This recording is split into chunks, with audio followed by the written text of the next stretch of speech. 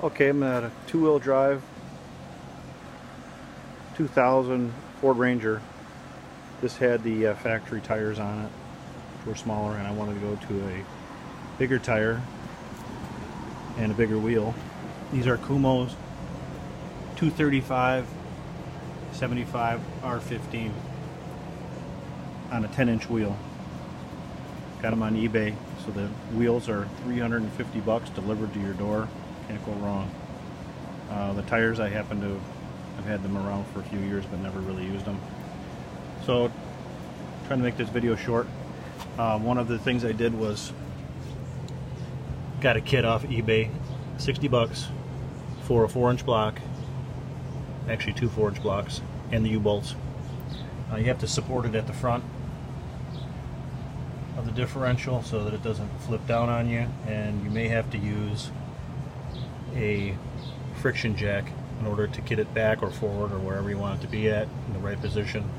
Obviously these are the factory shocks right now. The 4-inch longer ones are on order, but so what I did was jacked up the body and the frame, put a jack stand underneath each side of the frame, and then put a jack underneath the back of the pumpkin and at the front in order to stabilize it so it wouldn't tip forward or backwards. And it can move around on you during installation, but you're going to have to work things out. Then on the front, it's actually a 3-inch on the front and a 4-inch on the back. And I want to be able to look over my hood, so it's fine. The 10-inch wheels get just a little bit past the wheel opening, and I'm happy with that. So what before I take it apart, we have the 3-inch lift, which is cast aluminum, and the spindles are machined. Now what I found out that you're going to be using the spindle that has the original inside bearing, and then I have one where the bearing comes with it. This is now updated to a F150 bearing. It's a little bit different. They said that the original ones they were using were breaking the bearing because apparently you're putting more torque on it. So I chose to go ahead, and even though they're still usable, the rotors, for $30 you can buy a rotor, and I bought brand new bearings on the inside, repacked them, and this is one of the bearings that they send you. So what you got to do is take your original rotor, new or used, pound out the race, you flip it upside down, take a screwdriver, and this will be facing this way, so you're going to just tap it out on the inside edge, go around in a circle, tap out the new one, flip this on the inside, take a socket and tap it down until it solidly seats itself. So on the inside's got a new bearing, new seal, and went ahead and bought some new brake pads. So what you're going to do is remove your caliper and bracket, set them aside. If you want to paint them, clean them up, undercoat them, whatever you want to do to undercoat the frame and paint your parts.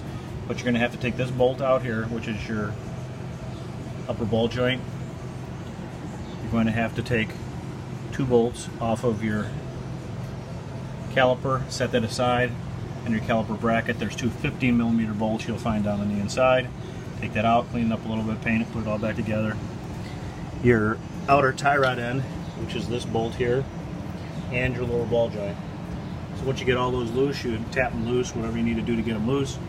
Put in your new spindle, put the bolt back on the bottom where your bolt joint is, run your castle nut up, put your pin in it, put your outer tie rod back on, run the castle nut up, pin it, and bolt this where you want it in place. So there's a little short video. What you're doing is relocating the spindle. So now my spindle's down here, which is level with the control arm, rather than originally it was up here. above it.